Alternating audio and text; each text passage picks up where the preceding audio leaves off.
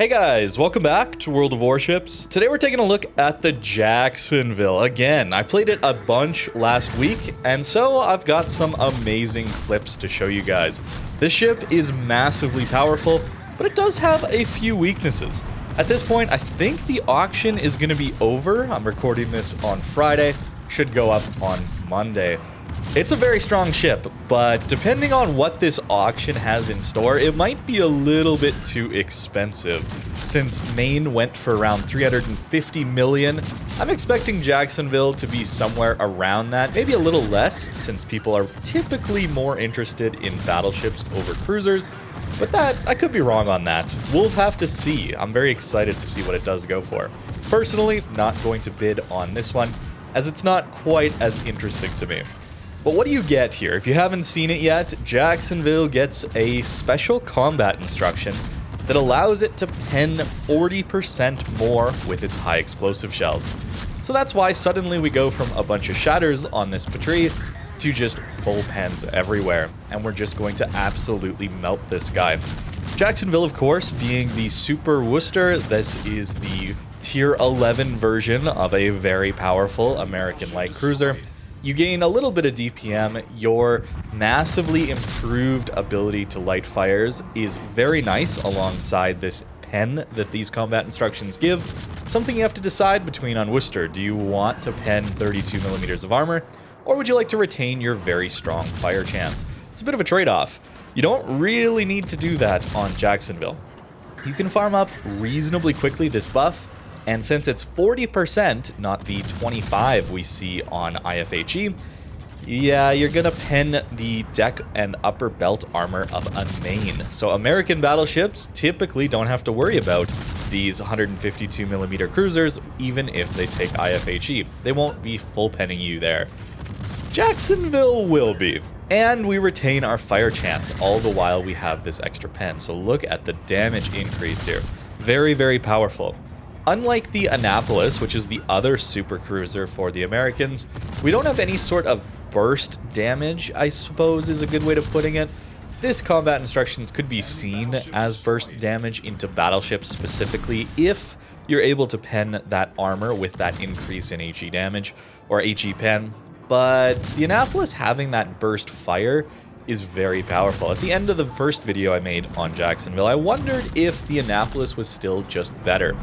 And I think so. I think it is still just a little bit better thanks to that very nice burst fire, allowing you to get some massive damage in when the enemy is at their most vulnerable, as well as better AP.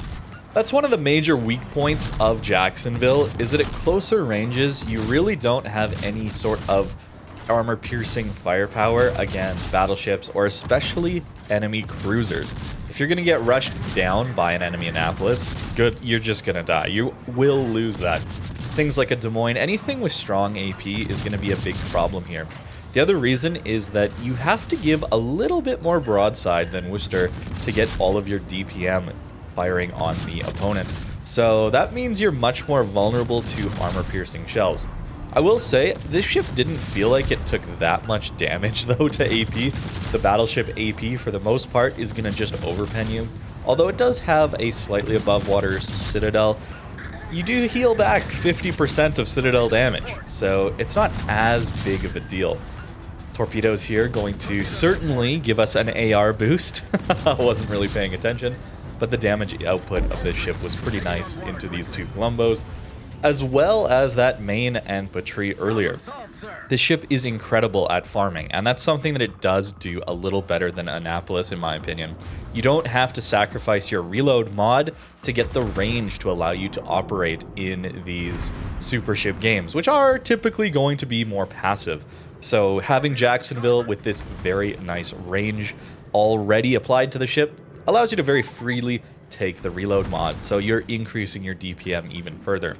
It has slightly better firing, the shell arcs, sorry, not firing angles. Shell arcs are slightly better than Worcester, but not so much so that it's actually comfortable to be farming at longer ranges, especially into maneuvering targets.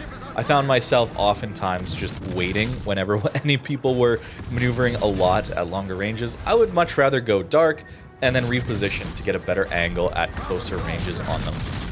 Here I'm missing a little bit, but if I had the Annapolis with the improved AP 10 angles that those Des Moines AP shells have, well, that guy would have been dead a lot sooner. I also probably needed to aim a little better. But that is a big difference here, is you don't have that AP punching power. The HE, though, does massive damage into destroyers, which is very nice, although you only have a 9-kilometer radar. So at super ships tier, a little bit less useful. That is a downside here, where we don't have that 10 kilometers of range. With the full concealment build, you're going to have 9.9 kilometers of detect, so no stealth radar here, but it's still very powerful into destroyers. Into this Yodo here, though, you're going to notice the massive HE alpha.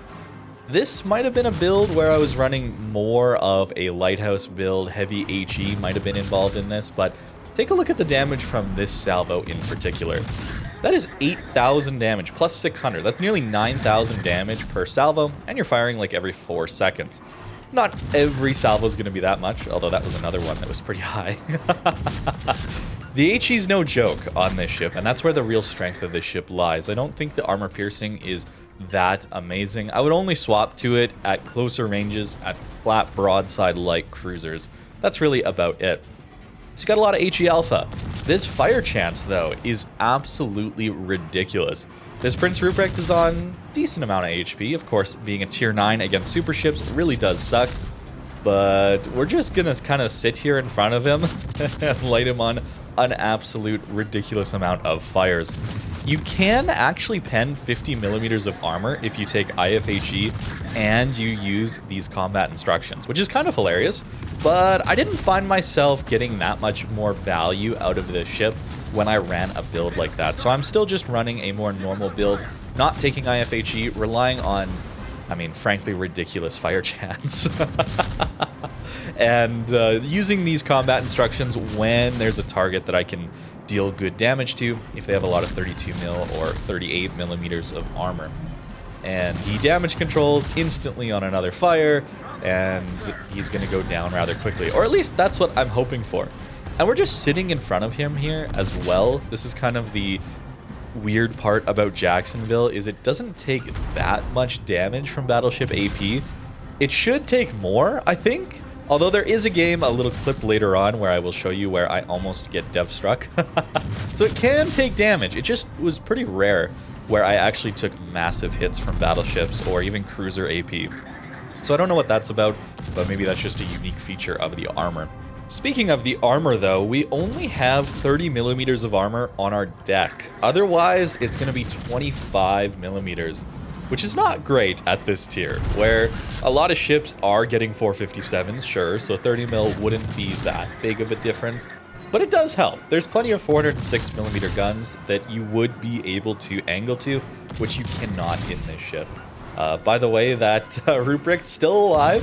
I don't know, it looked like a little odd with his heal and those two fires ticking for the exact same amount at the exact same time.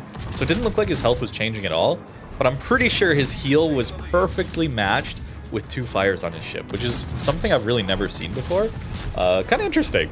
But anyways, back to the armor here. We don't even get 27 either, so even lower tier battleships with 380mm guns will be overmatching you.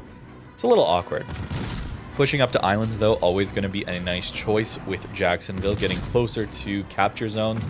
It's a little harder to get the full cap in radar range at these tiers. So you do need to rely on some island cover or play in a div. I gotta say, this ship would be absolutely insane in a div with a smoke destroyer. A gearing, for example, or any sort of consistent spotting and concealment that you can fire out of.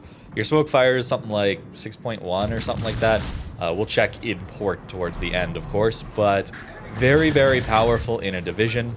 Yamato, Napoli pushing up here, and we can use this island to just farm them for free here. Again, that fire chance, it's so insane. Not every game you get perfect fire chance, though. It is still RNG based, but Jacksonville is so good with the fire RNG that it's really not going to affect you too much in most games. But there are sometimes problems with pushing up to islands when you don't have any sort of close range deterrent of torpedoes or, you know, Des Moines armor piercing shells, for example. you can get rushed down around islands, and I was a little bit worried about that at certain times where I didn't want to fully push in, since at closer ranges you will just die very quickly to cruisers with decent AP or certainly battleships. So you got to be a little bit careful there about fully pushing for every island. That said, random battles is so passive, people typically aren't pushing, so you don't have to worry about that for the most part. This game, though, I did want to show you one where we get a ridiculous amount of potential damage. Open water Jacksonville is certainly a thing. It's a little bit more uncomfortable, I think, than I would like to play this ship, but if you're good with open water light cruisers, you're going to do well in Jacksonville. Since this ship doesn't, again, it just doesn't take that much damage, or as much damage as I would think a light cruiser should be taking in these scenarios, as well as having the ability to get 5 heals. Not a lot of cruisers get that, as well as that 50% healing of any citadel damage you do take. Unfortunately, Columbo times his smoke very well with our funny button or the combat instructions. It's not going to get much value out of them. This Sherman was pushing into us, and that's where the open water playstyle is going to work out a little better. I noticed the firing angles felt, I don't think they're actually any different, but they felt a little bit better when I was kiting, where I didn't feel like I was as exposed or as broadside to people when I was kiting away. So anytime I'm kiting, this ship can do very well in open water. Anytime you're pushing in open water, it just feels, it feels pretty awkward, I gotta say. Now here I was holding down mouse 1, and my guns just weren't firing. So not sure what happened there, but maybe a small desync or something like that. Or maybe I gotta get my mouse checked out. Maybe I need to charge it or something. But we do manage to take out the Sherman. That is why I wasn't firing. And now we're locked in a little bit bow in. This game is quickly getting out of hand though, so there's really not much point in trying to go dark and then start kiting again. The game is basically over. So we'll try and make it work. That is 3 million potential damage in this game though, against Columbo and Bourgogne on this flank. Which, again, 2 ships that will overmatch us. That sap from Columbo does overmatch us, which sap pen angles are kind of ridiculous, so it doesn't matter that much, but it hurts. It certainly hurts. As well as Bourgogne AP will overmatch us. That's why I got to bring that up, where we don't even have 27 mil armor on our upper belt, or the bow, or the stern. So the ship can take some damage, and it should take more damage than I did a lot of the time. But over 3 million potential damage is pretty good in this ship. Although there was one game, which is coming up, that I nearly die outright. But there, we do go down. Columbo sap finishes us off. We get nearly 3.6 million potential damage in a light cruiser there, which feels pretty good. Oh, here we go. I did time this right. Here's the clip. Okay, Izumo, Schlieffen, there's Novosibirsk, Wisconsin here. So playing open water here, maybe a little risky. I will say I probably should have tried to go dark and get a little further towards the north on this 4 line here, and then just sit behind the islands and farm these guys.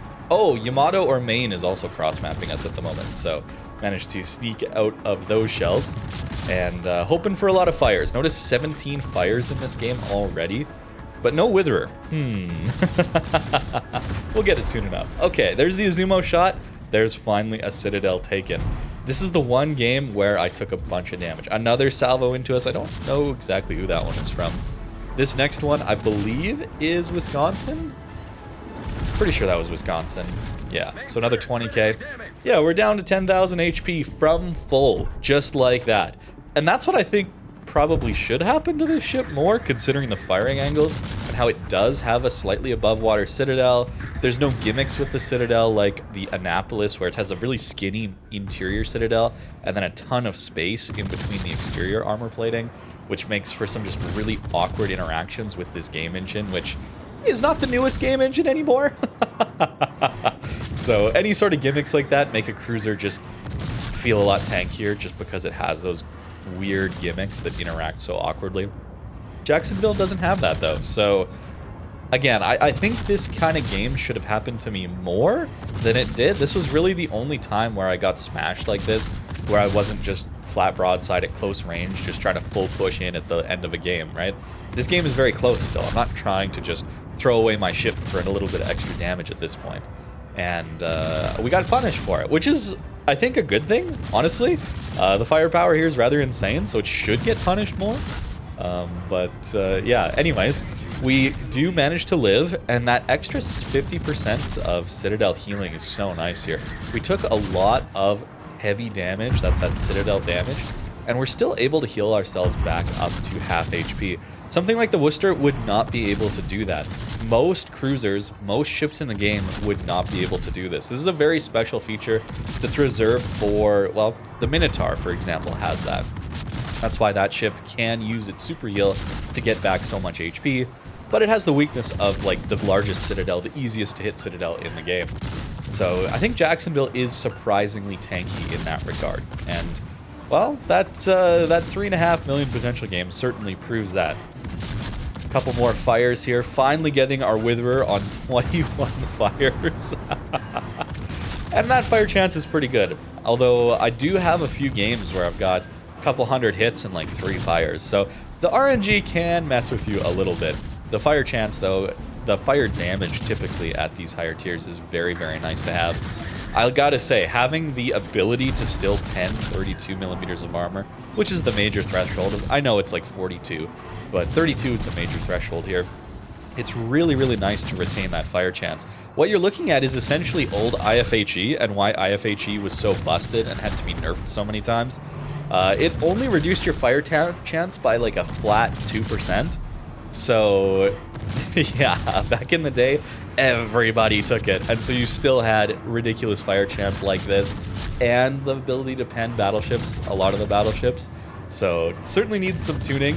And now it cuts your fire chance in half. It just cuts it in half. It's not a flat number. It just takes your fire chance and cuts it in half. So, pretty massive change there to IFHE. Can kind of show you how strong it was. And with Jacksonville here, we're certainly getting a bit of a glimpse of what that used to look like.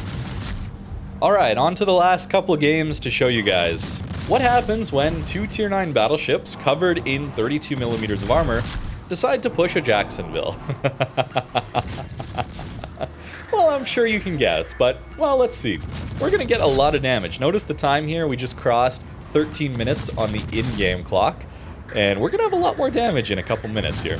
Well, with this Alsace, we do manage to farm this combat instructions a little earlier, and then we just go to town with the full pens. I gotta say, throughout this video, though, the aiming system is pretty frustrating as a cruiser player, too. I'm very frustrated when playing battleships when the aiming system is so poor in this game. It just pulls your shells all over the place where you're not aiming at all. And as a cruiser, it happens a lot, too, especially at these longer ranges. That's why I gotta bring up Jacksonville's improved shell arcs over Worcester, but not massively improved over Worcester. It results in times where battleships will turn at these longer ranges, not here, like at 12 kilometers, but at 16 kilometers, 17 kilometers, and suddenly all of your shells will miss. They will just all miss for like 5 salvos in a row until whatever turn is completed and the aiming system just stops bugging out or something like that. It's rather frustrating. I wish Wargaming would turn off the auto-aim or the aim assist that's built into this game, which is different than lock-on, by the way. It is different. You can turn off track lock target, for example, but you're still getting aim assist and lock-on dispersion. So, I don't know. It's really frustrating, but we still managed to get a lot of damage into these Alsaces here. He's pushing with his speed boost away from us a little bit, so you're going to notice we're going to have to lead a lot with this guy. I gotta say, though, with this combat instructions, there are times where I'm not quite able to farm it up. It does decay rather quickly, so a lot of the other combat instructions in this game, I find, don't decay that quickly. You have a lot of leeway or time between firing, landing hits, or farming another portion of the combat instructions up. This ship, though, if you're not consistently hitting a target for, I don't know, 20, 30 seconds, we'll have to look at it in port. It decays very, very quickly. But we do manage to get it again on this Alsace here and get some very, very nice full pens.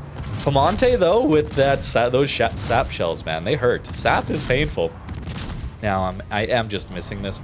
I expected him to turn away, so this isn't the aiming system here. It's more when people are turning in or turning out towards you. I don't know. It's very, very weird. There I was just missing, though, to be very clear. I'm not trying to blame the aiming system there. But that is, what, 215,000 damage? We got over 100k in 2 minutes. Pretty good. Now, don't be afraid to push with this thing. Again, I really only had the one game where I got absolutely smashed. Otherwise, this ship is surprisingly tanky. Also, with the 9.9 kilometer detect, I mean, random battles are pretty passive. So we just full sent it into the B cap here, very beginning of the game. Notice we're like barely 2 minutes into this match, and we're already in the middle of B cap. Very, very powerful position to get into, and hopefully we're able to farm this Conqueror a little bit, and taking advantage of that extra range we get built into this ship. This is something where we'd be just barely on the edge of Worcester range, I think, and the instant the Conqueror starts to kite, well, he's just going to leave our range rather quickly. Retaining that fire chance, very nice. He damage controls, okay. Okay, he damage controls a single fire. We gotta get a bunch more now. Combat instructions activated. Look at how much I got a lead though for 16 kilometers. Sure, it's improved over Worcester by a bit, but not like that much, right? Okay, there's a fire. That manages to get him spotted. Very nice. It's hoping for a few blind fire hits there, and we do get some. He's not swapping to the armor piercing here, so given how much healing we have, I'm actually just sitting broadside. I'm being very, very greedy here. He should swap to the AP, but he doesn't. So we'll take it, and just look at that damage increase, man. Oh, it's so much damage. Still only got the one fire, though, after that damage control. So a little awkward, I gotta say. I was hoping for a little bit more than that. There are a couple times like that where I felt like this ship should be getting a few more fire. There we go. Maybe I just gotta complain about it. Even though now we're well past me playing this game and I'm just sitting here recording this video. But sometimes that works. When you're playing, if you start complaining about the fire RNG, it seems like the game is listing. It isn't, but seems like it sometimes. Edgar broadside, swap to the AP, and I guess I'm aiming too high here. Unfortunate. But in an angle like this, we should still be getting some citadels, even though without the improved AP pen. The pen angles, that is, that Annapolis, Des Moines get. There were a couple there. Okay, we managed to get a couple, but I needed to stay behind this island and play a little passive because Edgar Burst Fire would absolutely annihilate us. And that's going to be the end of this game. And that is all the games I have to show for you. So let's go take a look at the build. Much like Worcester, I find Jacksonville to be a pretty solid base, so you can go a lot of different ways with the build. It can certainly work with a lighthouse build, where you run steering gears here, propulsion mod here, and that gives you some pretty nice maneuverability. 8.5 seconds is not the best rudder shift time overall, so if you're going to really want to open water, I think you do want to run something like steering gears. That will help you quite a bit. You don't have to take range mod at all, so you can just run reload mod. Very nice. 18.2 here. 9.9 with the full detection build, though. Very nice to see. 9 kilometer radar, a little harder to use these days at super ships tier because people are so far back. But if you do have a div mate with smoke, or you're able to get up to some good islands depending on the map, it's a very powerful radar. And of course, Jacksonville with its insane firepower is going to just melt destroyers. It's very, very good. Hit points here, you can get up to like 57,000, which is a nice improvement over Worcester as well. Depends on the build, of course. You do have to take something like Survivability Expert. I didn't really run into too many carriers, and when I did, they pretty much steered clear. So running things like a full AA build, I would not recommend. You can see in my last couple games, I was experimenting with this one in particular. I didn't want to go full AA, you know, the fire chance just to buff that even further, I found to be a little bit better, since carriers are just not going to go after you, basically. The ship consumable prep time, though, is pretty interesting. With this improved healing you get for citadel damage, and so many heals, could be interesting. Haven't really got to test it too much, though. But I think a bit more standard build might include something like top grade gunner. Whenever you're up to islands, then it's pretty easy to proc this 8% reload buff. And again, your AA is good already, good enough to not be the primary target. So I would probably go with something like this typically. And if you're going for the high damage lighthouse build, you could run something a little like this, where you're taking things like heavy HE, you're sacrificing concealment for things like outnumbered. You're much more often proccing top grade gunner because your concealment is so bad at 14 kilometers. I found this one to be a little bit uncomfortable to play, but again, if you're very strong with light cruiser open water builds, you could certainly make this work. I can see running IFHE on this build as well if you're trying to get more value out of heavy HE and sap shells. This would allow you to pen up over 50 millimeters of armor, which is a pretty nice breakpoint at high tier. Then you're getting through a lot of German battleships and more of the tankier bow-on focused ships. You just full pen them and you just melt through them. And they won't be expecting it, really, because not a lot of ships are going to be full penning 50 millimeters of armor with their high explosive, and certainly not something with this much DPM, right? 152 mil guns, not getting over 50 millimeters of armor pen with that HE. But this one is, every once in a while, with those combat instructions. But that 14 kilometer detect is a little too uncomfortable for me, so I wouldn't be playing that one. I'm a little bit more on the standard build with Jacksonville, certainly with Worcester as well. I mentioned the smoke fire here in a div. It's going to be godly, but 6.2 kilometers, very, very powerful there. Any sort of smoke destroyer div mate, you're gonna just mow through. Like any flank where you're on, you're just gonna win that flank basically, because the ship pumps out so much damage and has the utility. Battleships, cruisers, DDs, it doesn't really matter. The ship will just annihilate everything. And you get spotting from your div mate. It's so good. It is so good. That's really the thing I found I was lacking in random battles sometimes. You know, I didn't play this with a div. I wanted to see I like to see what ships are like without running a div, because always ships are going to just be better in a div. We all know that. But what's it like solo play, right? And the thing I found I was lacking with Jacksonville was spotting. That straight up, just spotting. And then a smoke to maybe allow me to play even more aggressively, get more in the enemy's face with this DPM. Ridiculous. Absolutely ridiculous firepower. But that armor can be a bit of a problem. 25, it's pretty big. Not a small cruiser, not the most maneuverable cruiser. You can take quite a bit of damage. And this Citadel here, my goodness.